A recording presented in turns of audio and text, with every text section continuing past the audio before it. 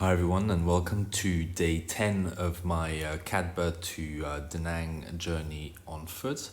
Finally I'm on the beach and no more motorways, and it's paying off. It's like as soon as I hit the beach, I can literally feel the muscles in my body just kind of relaxing, and I'm realizing all this tension that I have walking on the roads. So when the sun becomes a bit too intense, when it gets to the zenith, I can actually walk through the wooded areas.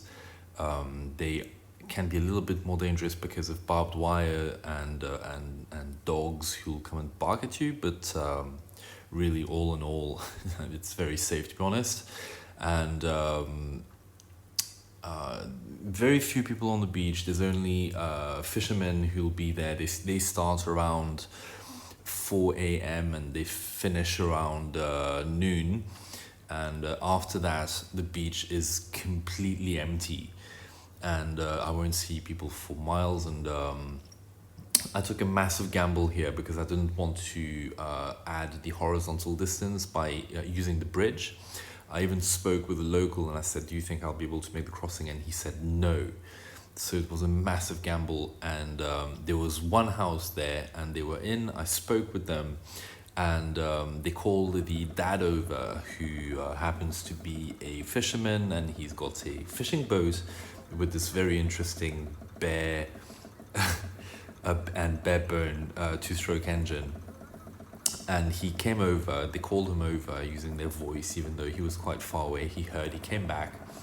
I got on board, and he helped me with the crossing. Obviously, I said that I was going to make a payment as well, right from the very beginning, because I wanted to make sure that I would actually make the crossing. Had I gone back, I would have lost half my day, roughly between 2 or 3 hours backtracking to kind of just make the crossing, which I really didn't want. So massive gamble, but it paid off. I got extremely lucky, to be honest, because the odds were not at all on my side. More walking along the beach again. I had some lunch, which were very simple rice and clams. A bit too simple, to be honest. I was still quite hungry by the time I reached the hotel. And just enjoying the space and the emptiness, the incredible emptiness of the beach.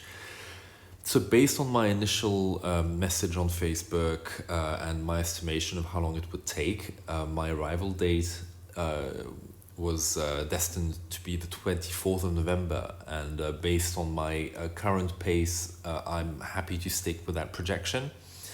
And I've reached my hotel now. It's absolutely massive. I think I'm the only guest in the whole hotel. I've got a view on the ocean though, which is quite nice. And my pace has actually slowed down, so I'm at 13 and a half, and that's mostly because my blister is still kind of hurting, and the walking on the sand is a bit slower as well. I've noticed that I'm wearing the inside of my brand new Adidas pair of shoes, and there's a bit of a kind of dent which might be adding to the friction, which might be the reason for my blister. So I may need to swap my shoes.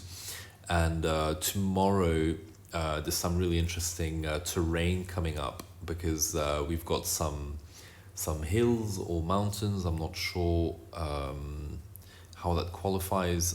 Checking on the map, they have an altitude of about 200 meters, which is not super high, but it was definitely an interesting obstacle, and I need to decide how I want to navigate that. So that should be quite interesting, and hopefully we'll get some nice sights, and just add a bit of variation between beach and mountain and stuff.